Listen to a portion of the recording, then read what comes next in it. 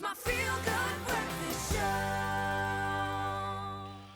Now, my face is hurting a little bit. I'm smiling so much. Welcome back. Let's get you enthused. The Forward Foundation's vision is a transformed and equitable South African society where every person has an equal opportunity to succeed in life. Its mission is to make the transformation process faster, and the work they do is conducted in a spirit of reconciliation.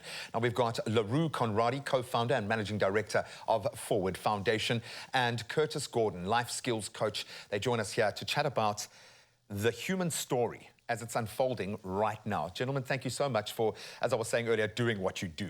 It's great to have you here on Youth Day to paint this message, but maybe a good place to start is with a bit of background into how this came about. What led you to wanting to form the Forward Foundation? No, thanks, Graham. Thanks for the opportunity. I've been involved in, let's call it the non-profit industry and in community development for almost 15 years. And in COVID, I mean, we sometimes challenged to get out of the normal box, a normal way of thinking. And through my years of being involved, I always had this vision of trying to do something different in our communities in a more unique way. And I discussed it with my brother. And shared a little bit about what I envision and where I want to go with this. And at that stage, we were busy with various projects together. And I said, but is it okay if I spend some time away from what we were actually supposed to do during COVID and start to build on this, or let's call it a strategic framework. And then at the end of September 2020, smack bang in the middle of COVID, the Forward Foundation was born. So it's, and from there, it's been incredible. Yeah. I talk about an inversion in this space. The purpose-driven inversion, I think, is what we call it now. Young people are purpose-driven. It almost felt like we needed to get out of their way and just give them access to representation, to see themselves represented in a different way. But it feels like there is an opportunity for growth and action now like ever before. What is the situation like right now with young people? As someone who is connected to these young people, what is the opportunity here? The young people that we work with have the world's potential. I think it just takes someone who cares enough about them to see that potential and give them the opportunity to realize that potential. So they are always hungry to get down and dirty. They're always hungry to be busy. They're always hungry to look how they can better themselves and to get out of the situations that they are in. So we're just trying to create opportunities for that to happen for them. And just see how far we can take them because they've really got the world's potential. And this is the area of exponential growth now, because we've got shortcuts, we've got cheat codes to be able to do this, because most of these kids have learned all of life's tough lessons already. They've got the resilience. Yeah. They've been sustaining. We talk about a sustainable future. They've been looking after themselves. They've done it. But in order to make this work, it's not just about emotion. We need a practical framework, as you say, a strategic framework. So how do you get this right? What are some of the programs or projects that you're using to activate these young people, young minds? Yeah, so our slogan is moving forward faster, and that is working in the youth space. So we've said the whole intention is how can we support South African youth to move forward faster. And our song, Moving Forward Faster, that was written by the Bottomless Coffee Band on our RAF, shares a little bit about what we do in a very simple way. But a big focus of us is physical education. So 3 to 13 years old, so for various reasons. So one, yes, the physical development side of a youngster.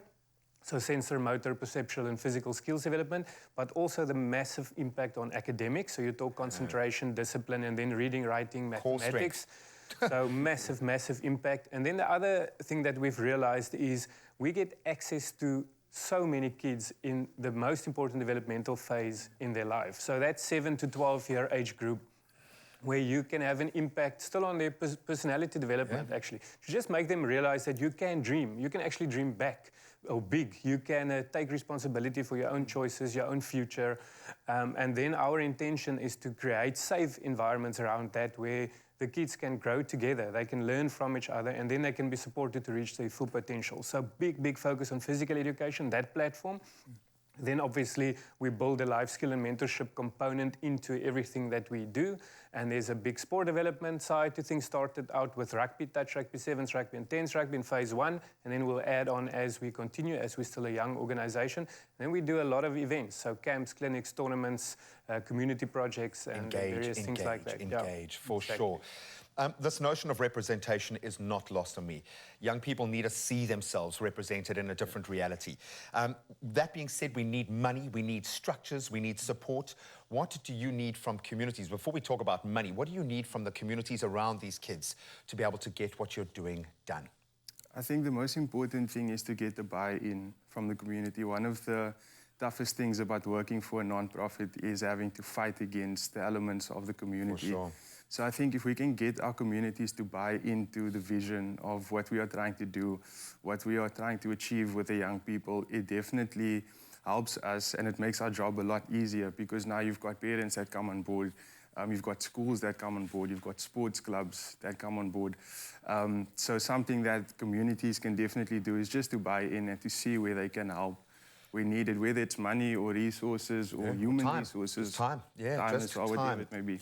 And I think the crazy thing here with a child is just that moment of time, just that connection, that authentic connection is enough to make them believe that they are worth more. So thank you so much for putting in the time. I think we're going to have a chat to you on social media as well to find out exactly what you need financially and who we need to go after. But if you want to support this incredible, I'm going to call it a movement. I think you've transcended being an organization now. We will have their details up on our social media platforms for as long as possible. There is an opportunity to affect change now like never before, but you've got to have the right people in your corner.